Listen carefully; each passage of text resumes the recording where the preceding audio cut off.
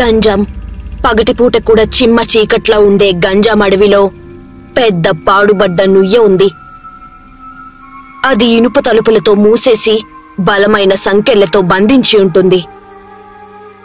ఆ అడవిలోకి ఎవ్వరూ వెళ్లరు. కాదని వెళ్లిన వాళ్ళు చాలా మంది తిరిగి రాలేదు. అందుకే ఆ అడవిని దెయ్యాల గంజామని పిలుస్తూ ఉంటారు. గంజాం అడవిని ఆనుకుని 8 ఊర్లున్నాయి.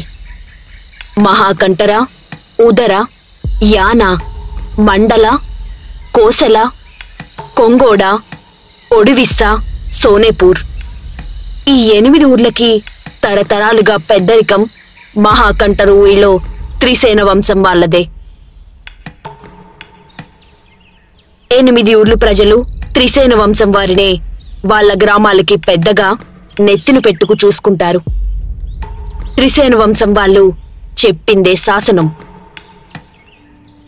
రేపు సూర్యుడు కన్యారాశిలోకి వచ్చే రోజు, అంటే మన 8 ఊరి వాళ్ళు కన్యకా శవపేటికి ఆచారం పాటించే రోజు. కాబట్టి అందరూ మన కోసం ప్రాణత్యాగం చేసిన సుమిత్రాదేవిని స్మరించుకుంటూ శవనిద్రకి ఏర్పాటు చేయండి.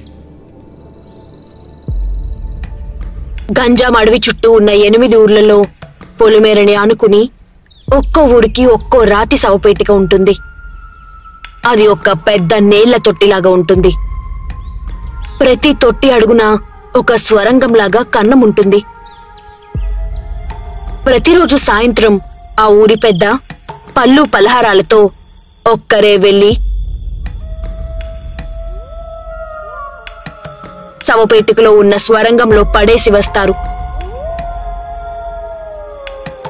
ప్రతి నెల వచ్చే కన్యారాశి రోజు రాత్రి మాత్రం 8 ఊర్ల వాళ్ళకి ఒక విచిత్రమైన రాత్రి. శవనిద్ర చేయడానికి మన 8 ఊరుల్లో పెళ్లి కాని కన్య పిల్లల్ని చీటీల ద్వారా నిర్ణయించి చెప్తారో హో. ప్రతి ఇంటి నుండి ఎప్పటిలాగే బిందుడు కస్తూరి నీళ్లు తీసుకొని చీకటి పడ్డాక రావాలో హో. ఊర్లో పెళ్లి కాని కన్నె పిల్లల పేర్లు చీటీలపై రాసి అందులో నుండి ఒక చీటీ తీసి ఆ రాత్రి శవనిద్ర చేయవలసిన వాళ్ళని నిశ్చయిస్తారు.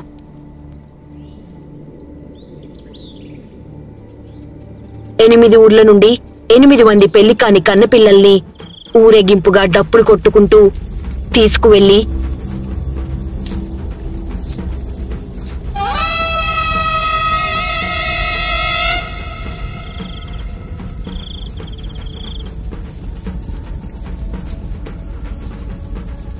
కన్యకా శవపేటికలో ప్రతి ఇంటి నుండి బిందెడు నీళ్లు పోసి చీకటి పడ్డాక చీటీలలో ఎంపికైన అమ్మాయిని ఒంటరిగా పడుకోబెట్టి పైన రాతి మూతతో మూసేస్తారు. అందరూ ఎవరి ఇళ్లకి వాళ్ళు వెళ్లిపోతారు. చీకట్లో ఒంటరిగా చాలని పేటికలో గాలి ఆడక ఒక రాత్రంతా శవంలాగా పడుకోవడమే శవనిద్ర అంటారు.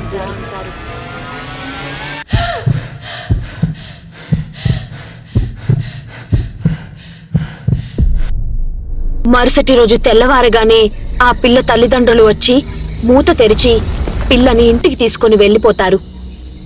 ఈ ఆచారం ఈ 8 ఊర్లు వాళ్ళు గత 498 సంవత్సరాలుగా ఆచరిస్తున్నారు. దీని వెనుక రహస్యం ముసలి వాళ్ళకి మాత్రమే తెలుసు. నేను శవపేటికలో పడుకోలేనమ్మమ్మా, దానికన్నా నన్ను ఇప్పుడు చంపేయండి, అంతేకాని ఈ విచిత్రమైన మూఢనమ్మకాలతో మా ప్రాణాలు బలి చేయకండి. నోరు ముయ్యు, ఏమనుకున్నావు? శవనిద్ర చెయ్యడం అంటే నీకు శవనిద్ర చేసే అవకాశం వచ్చిందంటే నీ జన్మ ధన్యమైనట్టే. మన కోసం బలిదానమైన సుమిత్రాదేవి కోసం మనం ఏం చేసినా తక్కువే. అమ్మమ్మ కోప్పడుకు, నాకేం తెలుసు ఇదంతా ఎందుకు చేస్తున్నారు? నేను చిన్నప్పటి నుండి పట్నంలో చదువుకుని వచ్చాను. మీ ఆచారాలు చూస్తే నాకు మూఢనమ్మకాల్లాగా తోచింది. దానికి తోడు ఊర్లోకి రాగానే నా పేరుని గ్రామ పెద్దకిచ్చావు, అందుకే నాకు కోపం వచ్చిందమ్మమ్మ. పట్టణం చదివినంత మాత్రాన నోటికి ఎంత మాట వస్తే అంత మాట అంటావా? లెంపలు వేసుకుని సుమిత్రాదేవికి క్షమాపణ కోరుకో. సరే సరే అమ్మ సుమిత్రాదేవి, క్షమించు తల్లి. ప్రయాణం చేసి అలసిపోయి ఉంటావు, వెళ్ళి పడుకో. పడుకుంటానులే కాని ఇంతకీ మన కోసం తనెందుకు బలయ్యింది? అసలు ఎవరి సుమిత్రాదేవి? సమయం వచ్చినప్పుడు నేనే చెప్తా. చీకటి పడ్డాక గంజాం అడవి కోసం మాట్లాడుకోవడం అరిష్టం. అమ్మమ్మ చెప్పిన దాన్ని సరే అని చెప్పి వెళ్లి పడుకుంది.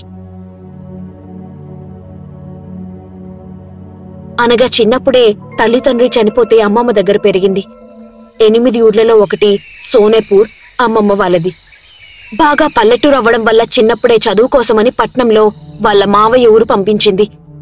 అందుకే అనగకి గంజం 8 ఊర్లు కట్టుబాట్లు ఆచారాలు ఏమీ తెలియవు. ఇదిలా ఉండగా ఒకరోజు సోనేపూర్కి పట్నం నుండి శ్రీపాద అనే కుర్రాడు వచ్చి,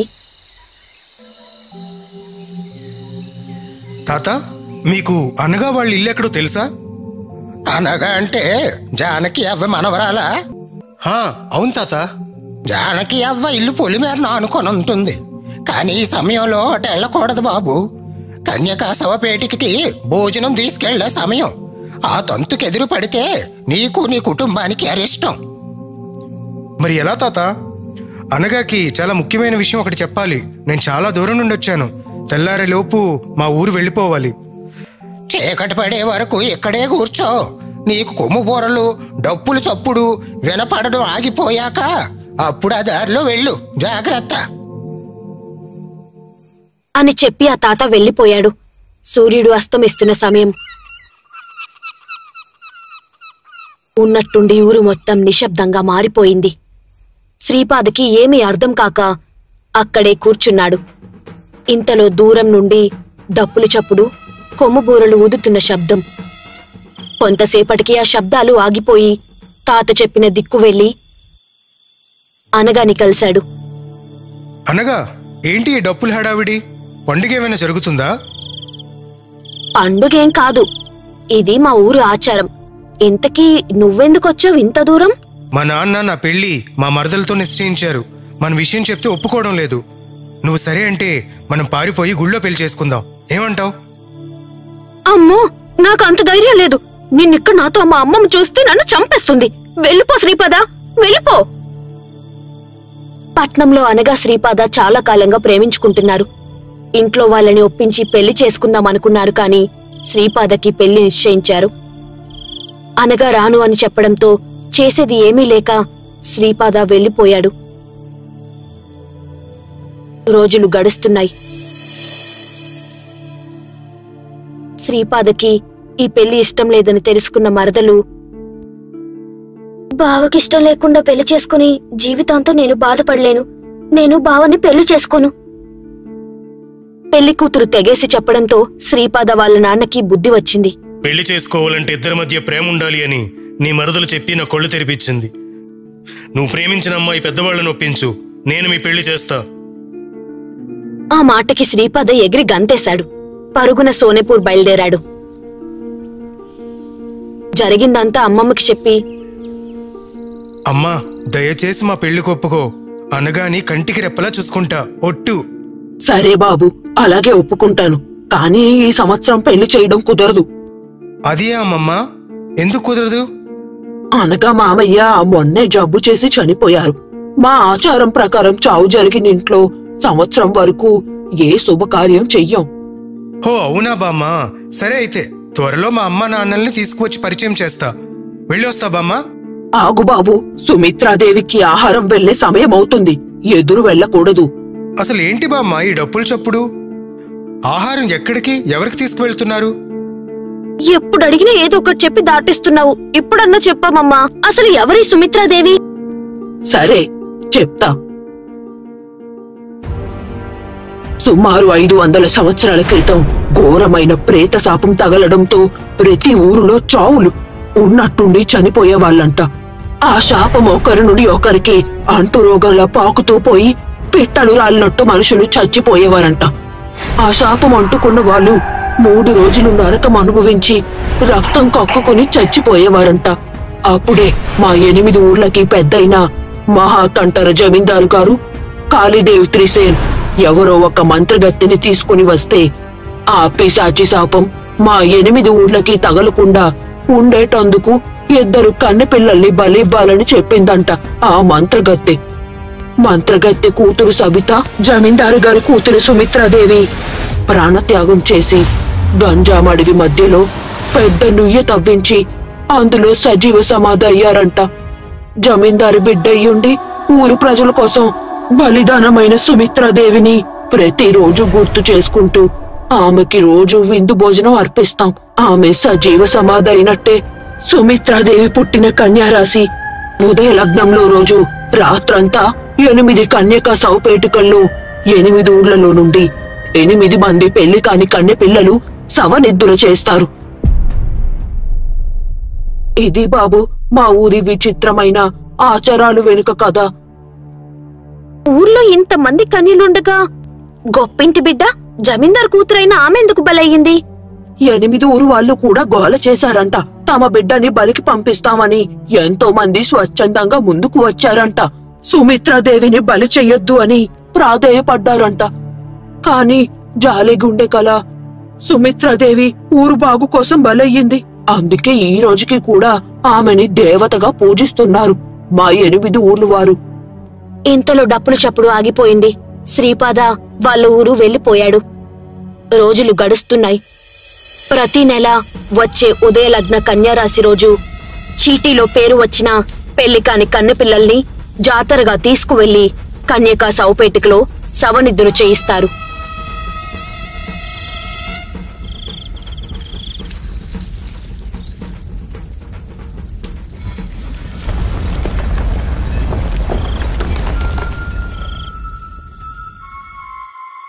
కొన్ని నెలలకి ఒక రాత్రి ఉన్నట్టుండి పెద్ద ఉరుములు పిడుగులు. ఆకాశం దద్దరిల్లిపోతుంది. ఎక్కడో కుంతల కొండల్లో గ్రద్దలు కూడా ఎగరలేనంత పైన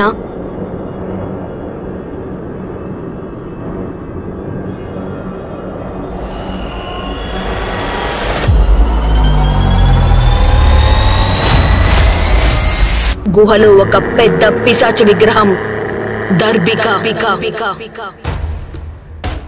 ఆ విగ్రహం ముందు చిక్కి శల్యమైపోయిన శవం. అమావాస్య చీకట్లో మెరుపులా వెలుగు పడగానే దర్భిక నెత్తిన కిరీటంలో వజ్రాలలో నుండి వెలుగు ప్రసరించి విగ్రహం చేతిలో ఉన్న మరకతమణిపై పడగానే శక్తివంతమైన వెలుగు ఆ శవంపై పడి ఆ కళేబరంలో కదిలిక వచ్చింది.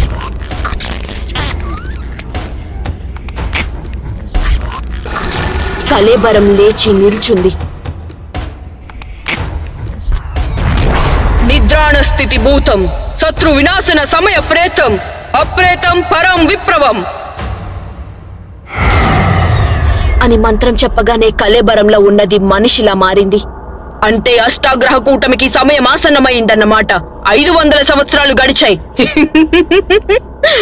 ఇప్పుడే వెళ్ళి నా బిడ్డని నిద్రాణ స్థితి నుండి లేపాలి అని దర్భిక విగ్రహం పైనున్న 7 రత్నాలు చేతిలో ఉన్న మరకతమణిని తీసుకుని బయలుదేరింది. రోజులు తరబడి నడుస్తూ నడుస్తూ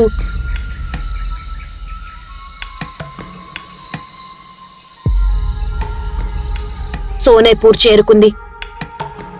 ఊరిలో డప్పులు చప్పుడు కొమ్ము బూరల నాదం విని, ఓ అంటే ఇంకా నేను సృష్టించిన ఆచారాలు పాటిస్తున్నారన్నమాట. ప్రాణభయం అలాంటిది మరి అని అనుకుంటూ ఊరంతా పడుకున్నాక చీకట్లో భయంకరమైన గంజామడివి గుండా వెళ్తూ ఉంది. ఈ మంత్రగ తెక్కువాలికని చూసి క్రూర జంతువులు సైతం జడుచుకుని పారిపోతున్నాయి.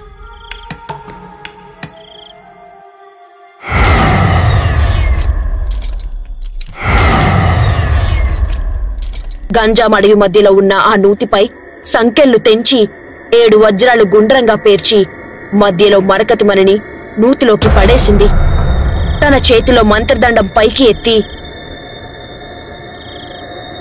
నిద్రాణ స్థితి భూతం శత్రు వినాశన సమయ ప్రేతం అప్రేతం పరం విప్రవం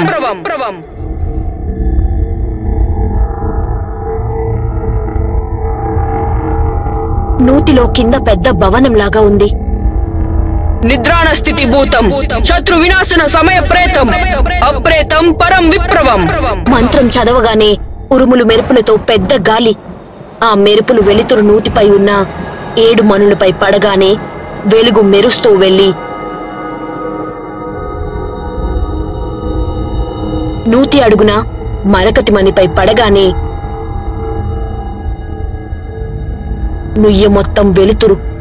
ఆ వెలుతురు ఆ 2 కళేబరాలపై పడగానే ఒక కళేబరంలో కదలిక వచ్చింది. ఇంకో కళేబరం మాత్రం అలాగే ఉంది. ఆ కళేబరం నూతిపై పాకుతూ పైకి వచ్చి, ఎందుకు సుమిత్రాదేవిపై మరకతమని పని చేయలేదు? తనపై నిద్రాణ స్థితి తంత్రం ప్రయోగించలేదా? లేదమ్మా, 12వ రోజు దాని ప్రాణం పోయింది. నువ్వు చెప్పినట్టే కస్తూరి కలిపిన తైలం పూసి పూర్తిగా సుమిత్రాదేహం కుళ్ళి శిథిలమైపోకుండా భద్రపరిచా. అనుకున్నాను, ఇలాంటిదేదో జరుగుతుంది అనుకున్నాను. అందుకే నా ఏర్పాట్లలో నేనున్నాను. నువ్వు వెళ్ళి అష్టదిగ్బంధన తంత్రంకి కావలసినవి చూడు. అష్టాగృహ కూటమి సరిగ్గా 12 రోజుల్లో వస్తుంది. ఆ గడియలు 13 నిమిషాలు మాత్రమే ఉంటాయి. అది తప్పితే మన శ్రమ, ఇన్నాళ్ళు నిరీక్షణ వృధా. ఇంకో జాము గడవగానే నీ పూర్తి రూపం నీకు వస్తుంది. సుమిత్ర శవం జాగ్రత్త. నేను మన గుహలో దర్భికకి 8 రాత్రుళ్ళు 8 రకాల జంతువుల్ని దహన బలి ఇచ్చి అష్టదిగ్బంధనానికి కావలసిన శక్తి మరకతమనికి వచ్చేలా అష్టవక్ర హోమం చేసి వస్తాను అని చెప్పి వెళ్ళిపోతూ చెయ్యి చాచగానే 8 వజ్రాలు గాలిలో తేలుతూ వచ్చి తన సిక్కంలో పడ్డాయి.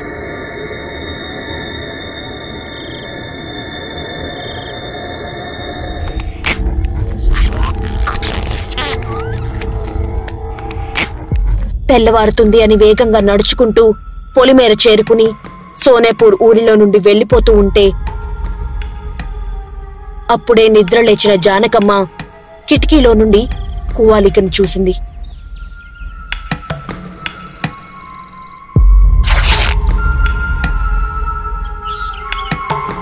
లేస్తూనే నల్ల చీరలు ఎవరో దరిద్ర మొహం చూసాం. అయినా ఎవరిది? ఎప్పుడు ఈ ఊరిలో చూడలేదు. పైగా అడవిలో నుండొస్తుంది అని అనుకుంటూ అలవాటు ప్రకారం బిందె పట్టుకుని నీళ్ల కోసం చెరువుకు వెళ్ళింది. చెరువుకు వెళ్లి చూస్తే చెరువులో చుక్క నీరు లేదు. ఎండిపోయి చచ్చిన చేపలు తప్ప. ఇదేంటిది విచిత్రంగా ఉందే. నిన్నటి వరకు కలకలలాడుతూ ఉండే చెరువు ఒక్కరోజులోనే ఎండిపోవడం ఏంటి? అది చలికాలంలో.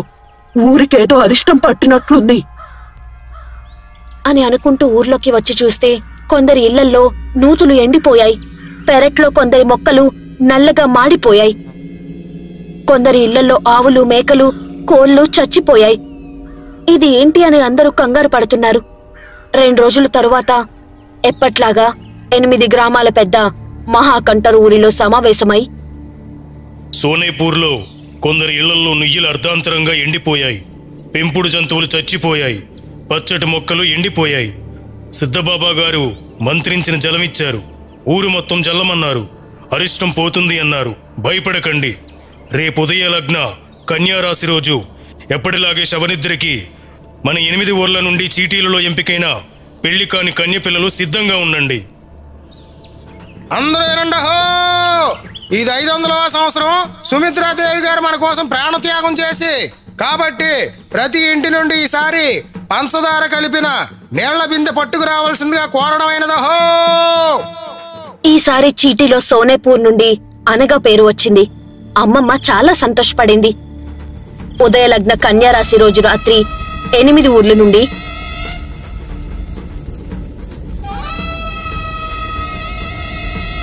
వారి వారి పొలిమేరలో ఉండే కన్యకా శవపేటిక దగ్గరకు చేరుకున్నారు. ఒక్కో ఇంటి నుండి తెచ్చిన పానకం నీళ్లు పోస్తున్నారు. ఆ తంతు మొత్తం అయిపోగానే కన్నెపిల్లని పేటికలో పడుకోబెట్టి రాతి పలక మూత పెట్టి వెళ్లిపోయారు. మరుసటి రోజు పెందలాడే అమ్మమ్మ వచ్చి మూత తెరిచి చూస్తే లోపల అనగలేదు. మహాకంఠర, ఉదర, యాన, మండల, కోసల, కొంగోడ, ఒడివిస, సోనేపూర్ ఏ ఒక్క కన్యకా శవపేటికలో కూడా పెళ్లి కాని పిల్లలు లేరు. ఒక్కరోజు రాత్రిలో 8 మంది మాయమైపోయారు. ఎప్పుడూ జరగని ఈ వింతతో అందరూ భయపడిపోతున్నారు. అడవిలోకి వెళ్లే ధైర్యం చేయలేక మిగతా చోట్లంతా వెతుకుతున్నారు. కాని అమ్మాయిల జాడ కనిపించలేదు. అమ్మమ్మకి ఏం చెయ్యాలో అర్థం కాక శ్రీపాద ఇంటికి వెళ్లి జరిగిందంతా ఏడుస్తూ చెప్పింది. ఏడవకమ్మమ్మ, అనగాకి ఏం కాదు. తను ఎక్కడున్నా నేను వెతికి తీసుకొని వస్తా. బాబు, బామ్మగారు చెప్పిందంతా వింటే ఇది మనుషుల పనిలా లేదు. నాకెందుకో నువ్వు అక్కడివే వెళ్ళడం ప్రమాదం అనిపిస్తుంది. అవును, ఇది ఖచ్చితంగా మనుషుల పని కాదు. దుష్ట శక్తి ఏదో పట్టింది మా ఊరికి. నువ్వు ప్రాణాల మీదకి తెచ్చుకోకు శ్రీపాద. దుష్ట శక్తిని అంతం చెయ్యడం అసాధ్యం. బామ్మ, ఎలాంటి దుష్ట శక్తినైనా, దెయ్యాలనైనా, ప్రేతాత్మలనైనా, భూత ప్రేత పిశాచాలనైనా అంతం చేసేవాళ్లు ఒకరున్నారు. ఎవరతను? అతను కాదు, ఆమె మంత్రాల అవ్వ. అందరూ వెళ్లి అవ్వకి జరిగిందంతా చెప్పి, నువ్వే కాపాడాలవ్వా. నా మనవరాలు అనగతో పాటు ఇంకో 7 కనిపించకుండా పోయారు. చాలా విచిత్రంగా ఉంది జానకమ్మ. నువ్వు చెప్తున్నది 8 మంది కన్నెపిల్లలు మాయం, అది కూడా ఉదయ లగ్న కన్యరాశిలోనా? ఇంకో 4 రోజుల్లో అష్టగ్రహ కూటమి అంటే 8 గ్రహాలు ఒక కక్షలోకి వస్తాయి.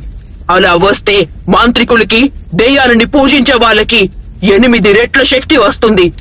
కాబట్టి కనిపించకుండా పోయిన 8 మందికి ఈ అష్టగ్రహ కూటమికి ఏదో సంబంధం ఉంది అని అనిపిస్తుంది. పద, మీ ఊరు వెళ్దాం అని చెప్పి అమ్మమ్మ శ్రీపాద మంత్రాల అవ్వని సోనేపూర్కి తీసుకువెళ్లి అనగా కనిపించకుండా పోయిన కన్యకా సౌపేటికిని చూపించారు. చెప్పడం మర్చిపోయా అవ్వా. అనగా కనిపించకుండా పోయిన కొన్ని రోజుల ముందు తెల్లవారుజామున నల్ల చీరలో ఒకరిని చూశాను. అది మన ఇంటి ముందు నుండే వెళ్ళింది. అది వెళ్ళిన తరువాత నూతులు, చెరువులు ఎండిపోయాయి, జంతువులు చచ్చిపోయాయి. అమ్మమ్మ చెప్పిన దారిలో పరీక్షగా చూస్తే త్రోవ పక్కనే మొలిచిన బ్రహ్మచెముడు మొక్క ముల్లుకి గుచ్చుకొని ఉన్న నల్ల గుడ్డ పీలికని తీసుకుని బేతాల తంత్ర ముగ్గులో పెట్టి మంత్రాలు చదువుతుంది.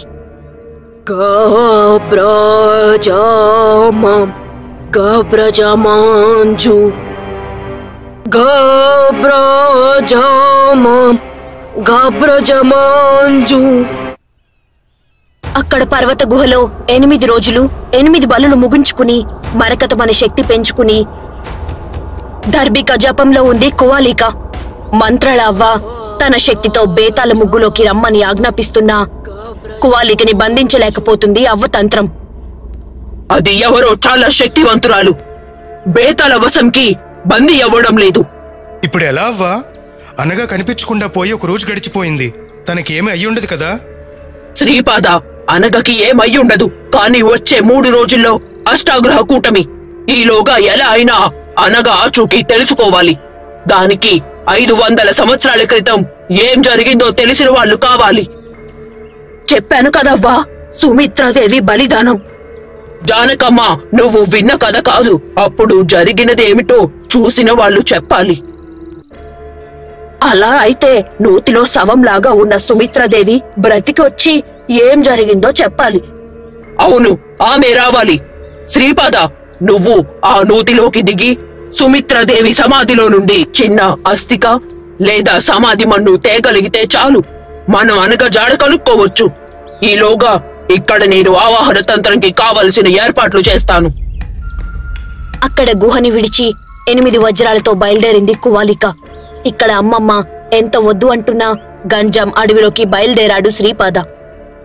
భయపడకుండా ధైర్యంగా వెళ్ళు శ్రీపాద. నేను నీ మెడలో కట్టిన తాయెత్తు వల్ల నువ్వు ఏ భూత ప్రేత పిశాచాలకి కనిపించవు. కాకపోతే ఆ తాయెత్తు సూర్యోదయంలో మాత్రమే పనిచేస్తుంది. చీకటి పడేలోపు తిరిగి వచ్చేయ్. అవ్వ ఇచ్చిన ధైర్యంతో ఒక్కడే ఆ అడవిలో నుండి నడుచుకుంటూ వెళ్తున్నాడు. దారిలో కనిపిస్తున్న క్రూర జంతువులకి భయపడకుండా ఆ నుయ్య చేరుకుని తాడు కట్టుకుని లోపలికి దిగాడు.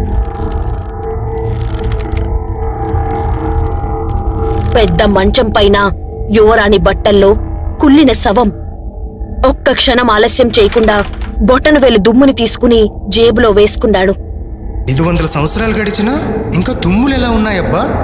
అయినా ఇంకో అమ్మాయి కూడా బలైందని చెప్పింది అమ్మమ్మ అని అనుకునేలోపు ఏదో అలికిడి, ఎవరో వస్తున్నట్టు చప్పుడు. క్షణం కూడా ఆలస్యం చేయకుండా ఆ తాడు పట్టుకుని నూతి బయటకు వచ్చేశాడు. తాడుని తీసి చుట్టుకుని భుజాన వేసుకుని బయలుదేరి ఆ దుమ్ముని అవ్వకి ఇచ్చాడు. అవ్వ దుమ్ము వాసన చూసి, కస్తూరి తైలం పూశారు, శవం కుళ్ళిపోకుండా అని చెప్పి బేతాల తంత్ర ముగ్గులో ఆత్మ ఆవాహనానికి కావలసిన 8 తరాల ఒకే వంశంకి చెందిన వాళ్ల పుర్రెల మధ్య పెట్టి మంత్రం చదవగానే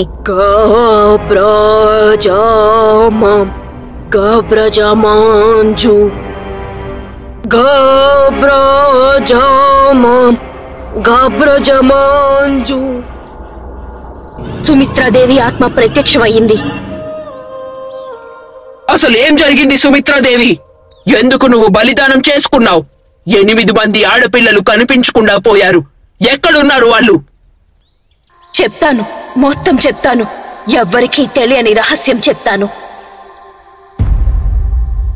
సరిగ్గా 500 సంవత్సరాల క్రితం ఊరూరంతా ఏదో మహమ్మారి, అంతు చిక్కని రోగంతో చనిపోయేవాళ్ళు. అందులో పెళ్లి కాని పిల్లలే ఎక్కువ. ఎక్కడ చూసినా, ఏ ఇంట్లో చూసినా ఏడుపులు.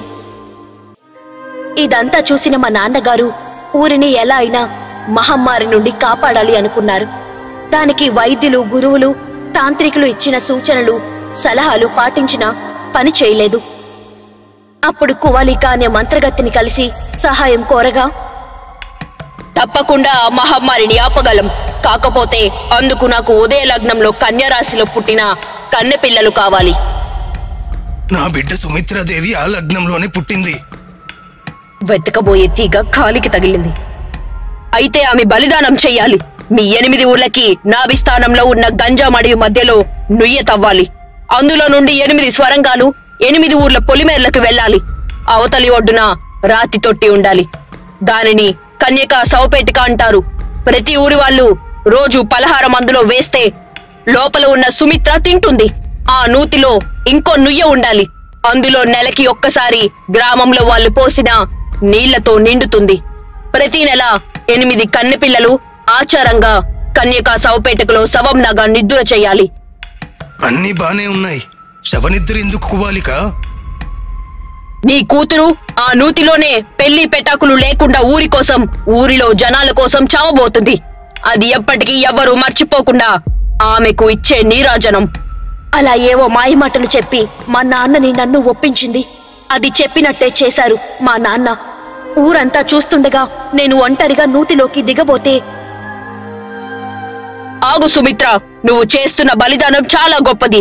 అందుకే నీకు తోడుగా నా కూతురు సబితాని కూడా నీకు తోడుగా పంపిస్తున్నాను అని నాతో పాటు సబితని కూడా పంపింది.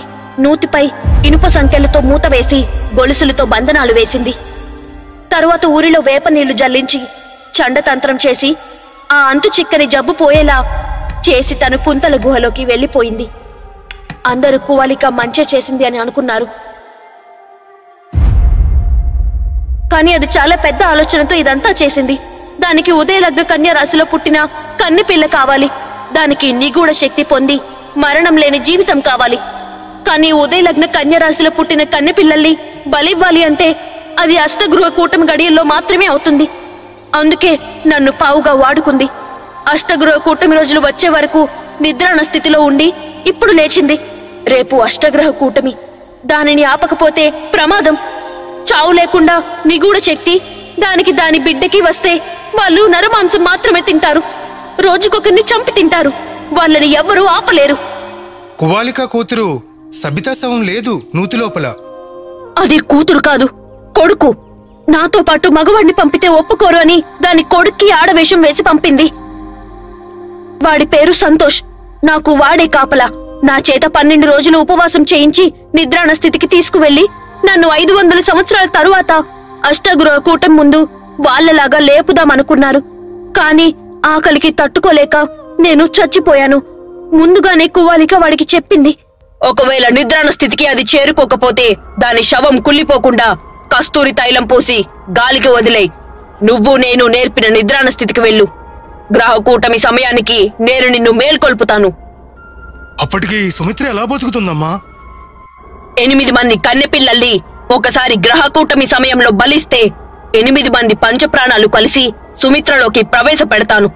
ఇంకో 3 వాయు, అగ్ని, జల ప్రాణాలతో దానికి ఆయుష్ పోస్తాను. రేపే గ్రహ కూటమి. వాళ్ళని ఎలా అయినా ఆపాలి అని చెప్పి అక్కడి నుండి మాయమైపోయింది. అక్కడ నూతిలోకి చేరి ఆ 8 మంది కన్నెపిల్లలు అరికాళ్ళకి మంత్రించిన గన్నేరు ఆకుని అంటించారు. దానివల్ల వాళ్ళకి స్పృహ ఉండదు.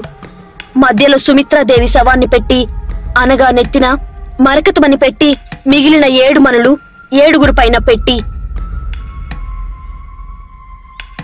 నూతిలో నుండి పడుతున్న గ్రహకూటమి వెలుతురు కోసం చూస్తున్నారు. కొద్ది నిమిషాలలో అష్టగ్రహ కూటమి మొదలవుతుంది.